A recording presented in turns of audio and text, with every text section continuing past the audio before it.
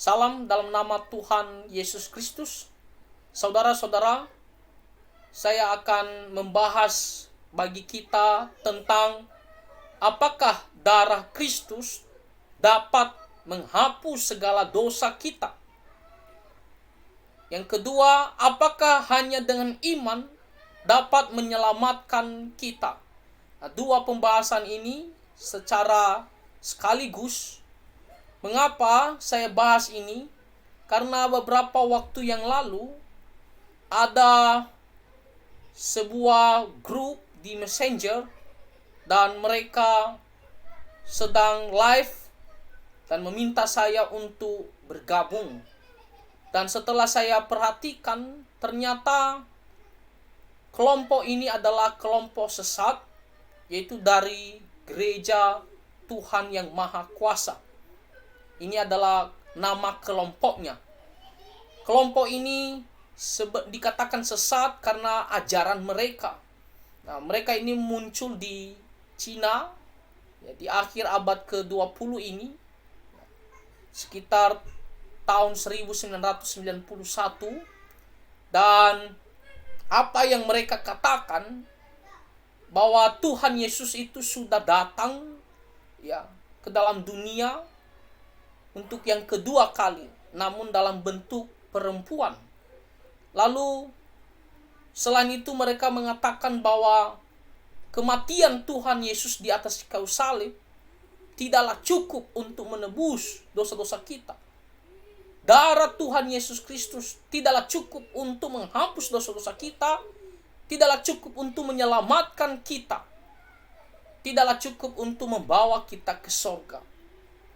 Jadi mereka mengatakan kita harus perlu berjuang, berbuat baik untuk bisa menambah apa yang Tuhan Yesus lakukan di atas kayu salib, supaya kita bisa masuk surga. Jadi kematian Tuhan Yesus bagi mereka tidaklah cukup, harus ditambah dengan perbuatan baik kita agar kita bisa masuk ke dalam kerajaan surga. Nah, orang-orang ini adalah sesat ajarannya. Jadi hati-hati, mereka sering menghubungi kita dan memasukkan kita ke grup untuk mendengarkan ajaran mereka. Dan ketika mereka masukkan saya ke grup mereka, saya ada memberitahukan mereka bahwa Tuhan Yesus itu dia mati untuk menebus dosa-dosa kita, dan kalau kita percaya kepadanya, kita pasti masuk surga. Itu adalah janji Tuhan Yesus. Lalu mereka kirim dalam sebuah pertanyaan, apa yang bisa menyelamatkan kita di akhir zaman ini? Mereka kasih pilihan A, kematian Tuhan Yesus di atas kayu salib, atau B, kita terus berjuang berbuat baik di akhir zaman ini. Lalu mereka akan mengatakan bagian B jawabannya, kita harus terus berbuat baik, berjuang di akhir zaman ini supaya kita bisa selamat. Mereka mengatakan bahwa darah Tuhan Yesus, kematian Tuhan Yesus di atas kayu salib tidaklah cukup untuk membawa kita ke surga. Nah, ini adalah ajaran sesat, dan hati-hati karena mereka ini awalnya berbicara seperti orang Kristen yang bagus, yang baik, tetapi ajaran mereka itu adalah sesat. Mereka terkenal istilah-istilah domba-domba, gembala. Kelihatannya adalah Kristen yang bagus, tetapi itu adalah kelompok yang sesat. Bahkan saya ada baca-baca tentang mereka. Mereka juga tidak segan-segan demi mengumpulkan anggota, mereka bisa melakukan hal-hal yang jahat. Tetapi awal-awalnya mereka kelihatannya baik sekali. Jadi hati-hati dengan kelompok Gereja Tuhan yang Maha Kuasa ini, karena mereka mengatakan bahwa Tuhan Yesus sudah datang dengan berubah menjadi jenis kelamin perempuan, dan sudah ada sekarang, sudah datang di Cina. Itu adalah ajaran yang salah, yang sesat. Yang kedua, mereka mengatakan bahwa firman Tuhan tidaklah cukup. Itu adalah suatu tulisan zaman purbakala. Makanya mereka mengatakan kita harus membutuhkan perkataan-perkataan yang di akhir zaman ini, dan mereka punya kitab ya sendiri ya, yang mereka buat sendiri ya. Nah, jadi mereka tidak percaya, tidak menerima bahwa Alkitab cukup ya sebagai firman Tuhan, sebagai kehendak Tuhan bagi kita.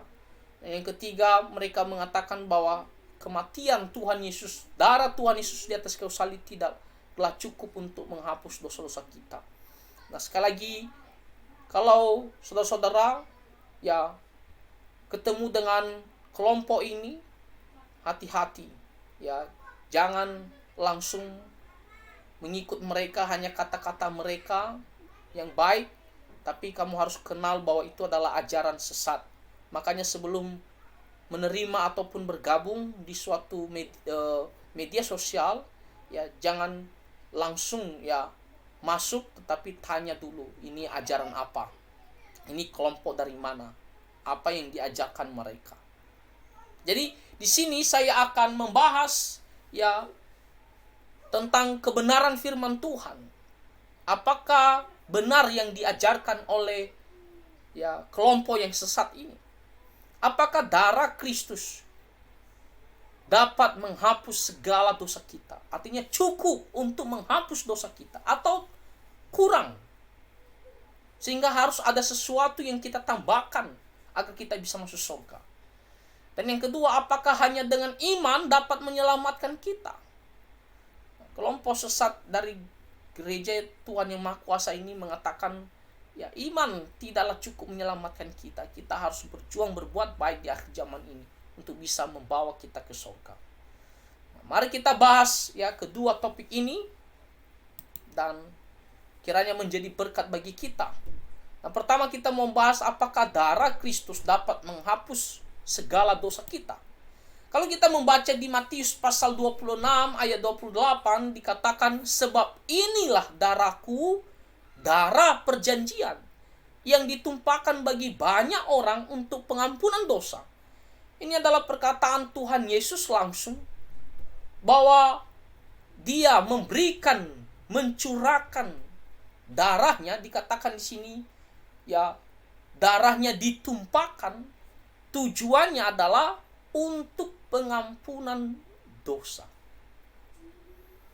Jadi darah Tuhan Yesus efektif untuk menghapus segala dosa. Kalau kita membaca di perjanjian lama, ya banyak sekali hal-hal yang harus dibersihkan dengan menggunakan darah. Jadi darah Tuhan Yesus adalah suci, adalah kudus, dan diberikan ya jelas sekali gunanya adalah untuk pengampunan dosa-dosa kita. Tak perlu kita membutuhkan yang lain. Hanya dengan darah Tuhan Yesus Kristus memberikan kita pengampunan dosa. Ayat selanjutnya bagian kitab yang lain dikatakan di Roma pasal 5 ayat 9, lebih-lebih karena kita sekarang telah dibenarkan oleh darahnya, kita pasti akan diselamatkan dari murka Allah.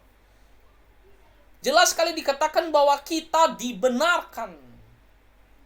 Kita dipandang sebagai orang benar, bukan lagi sebagai orang bersalah yang harus dihukum. Kita dibenarkan karena darah Tuhan Yesus telah dicurahkan untuk membersihkan kita dari dosa-dosa kita. Jadi jelas sekali yang bisa menghapus dosa-dosa kita karena darah Tuhan Yesus. Dan di sini dikatakan kita pasti akan diselamatkan dari murka Allah. Jadi ada jaminan bahwa kita setelah menerima penebusan daripada Tuhan Yesus melalui darahnya, melalui kematiannya, maka kita pasti akan selamat. Tidak perlu ditambahkan sesuatu karena kita berpikir, wah, tidak ada kepastian ya, tidak ada kepastian keselamatan kalau hanya darah Tuhan Yesus Kristus saja. Jadi kita mungkin berpikir kita harus tambahkan sesuatu lagi dengan perbuatan baik. Tidak perlu. Dan tidak akan bisa. Ya, hanya darah Tuhan Yesus dan memberikan kita keselamatan yang pasti. Ya, tidak ada keraguan, tidak mungkin gagal. Kita pasti diselamatkan dari murka Allah. Jelas sekali bahwa darah Tuhan Yesus Kristus menebus dosa kita dan memberikan jaminan keselamatan bagi kita. Sampai tergenapi, kita bisa masuk surga. Lanjut dikatakan di Efesus pasal 1 ayat 7, sebab di dalam Dia dan oleh darahnya kita beroleh penebusan. Kita bisa ditebus dari dosa-dosa kita, diampuni dosa-dosanya karena darah Tuhan Yesus Kristus. Jadi kita tidak diampuni karena kita menerima darah Tuhan Yesus lalu ditambah lagi dengan melakukan perbuatan-perbuatan baik. Tidak, tetapi darah Tuhan Yesus cukup efektif untuk menghapus segala dosa kita. Di 1 Petrus pasal 3 ayat 18 dikatakan, sebab juga Kristus telah mati sekali untuk segala dosa kita. Ia menderita, mati, dia mencurahkan darahnya untuk menghapus segala dosa kita. Bayangkan, dosa-dosa kita sebelum kita percaya, dosa-dosa kita sekarang ini, dan dosa kita untuk ke depan yang akan kita lakukan karena kelemahan kita. Jadi darah Tuhan Yesus, kematian Tuhan Yesus di atas kayu salib, itu cukup untuk menghapus segala dosa-dosa kita. Semua dosa-dosa kita. Tidak perlu kita tambahkan lagi dengan perbuatan baik. Tidak bisa kita katakan bahwa kematian Tuhan Yesus, darah yang telah dicurahkan di atas kayu salib, tidak cukup untuk menebus segala dosa-dosa kita. Itu adalah suatu pemikiran yang sesat. Kristus, dia menderita, dia mencurahkan darahnya di atas kayu salib, dia mati untuk menghapus segala dosa-dosa kita. Baik yang sudah terjadi, baik yang sekarang, baik yang akan datang. Sehingga memberikan kita jaminan untuk masuk ke dalam kerajaan surga. Jadi saudara-saudara, apakah darah Kristus dapat menghapus dosa-dosa kita? Jawabannya adalah ya. Kita tidak usah bimbang dan kita katakan darah Tuhan Yesus Kristus efektif, mampu, cukup untuk menghapus segala dosa-dosa kita. Bukan seperti ajaran dari kelompok gereja Tuhan yang Maha Kuasa yang mengatakan kematian Tuhan Yesus di atas kayu salib, darah yang tercurah di atas kayu salib tidak cukup untuk menghapus dosa-dosa kita. Itu adalah ajaran yang sesat. Nah, sekarang kita mau melihat apa hukuman jikalau kita menolak akan penebusan dari Tuhan Yesus melalui darahnya yang tercurah di atas kayu salib. Jikalau kita merendahkan darahnya yang telah tercurah di atas kayu salib untuk menebus dosa kita. Dikatakan di Ibrani pasal 10 ayat 29, betapa lebih beratnya hukuman yang harus dijatuhkan atas dia yang menginjak-injak anak Allah, yang menganggap najis darah perjanjian yang menguduskannya. Di sini penulis Ibrani sedang mengatakan di ayat yang ke-28 bahwa jikalau orang-orang tidak melakukan hukum Taurat pada saat itu, hukumannya begitu berat. Nah, terlebih-lebih orang yang menginjak-injak anak Allah. Dalam arti apa? Orang yang menghina, orang-orang yang menolak Tuhan Yesus, yang menganggap najis darah yang tercurah di atas kayu salib, darah Tuhan Yesus. Mereka mengatakan bahwa tidak ada gunanya, tidak ada manfaatnya, yang merendahkan darah perjanjian tersebut. Dikatakan di sini hukumannya lebih berat. Jadi kalau kita ragu bahwa darah Tuhan Yesus tidak cukup untuk menebus dosa-dosa kita, itu berarti kita telah merendahkan darah perjanjian ini. dan hukumannya begitu berat. Ya, kita akan dihukum oleh Tuhan. Kita tidak akan diselamatkan. Jadi itulah bukti-bukti yang menunjukkan bahwa darah Tuhan Yesus ya mampu, efektif, cukup untuk menghapus segala dosa-dosa kita, sehingga memberikan kita jaminan keselamatan. Sekarang kita mau melihat apakah hanya dengan iman kita bisa diselamatkan. Sebab kelompok ya Gereja Tuhan Yang Maha Kuasa ini mengatakan bahwa tidak hanya cukup dengan iman saja, percaya saja, tidak hanya cukup, tapi harus melakukan ya perbuatan-perbuatan baik di akhir zaman. Apa kata firman Tuhan? Dikatakan di Yohanes pasal 6 ayat 40, sebab inilah kehendak Bapa-Ku, yaitu supaya setiap orang yang melihat Anak dan yang percaya kepadanya beroleh hidup yang kekal, dan supaya Aku membangkitkannya pada akhir zaman. Lihat, sudah digarisbawahi, yang melihat Anak dan yang percaya kepadanya. Yang melihat dalam arti apa? Yang mengenal ya Tuhan Yesus Kristus, ataupun mendengar tentang Tuhan Yesus dan membuka hatinya percaya kepada Tuhan Yesus. Dikatakan dia akan beroleh hidup yang kekal dan akan dibangkitkan oleh Tuhan Yesus pada akhir zaman. Jadi hanya dengan percaya saja.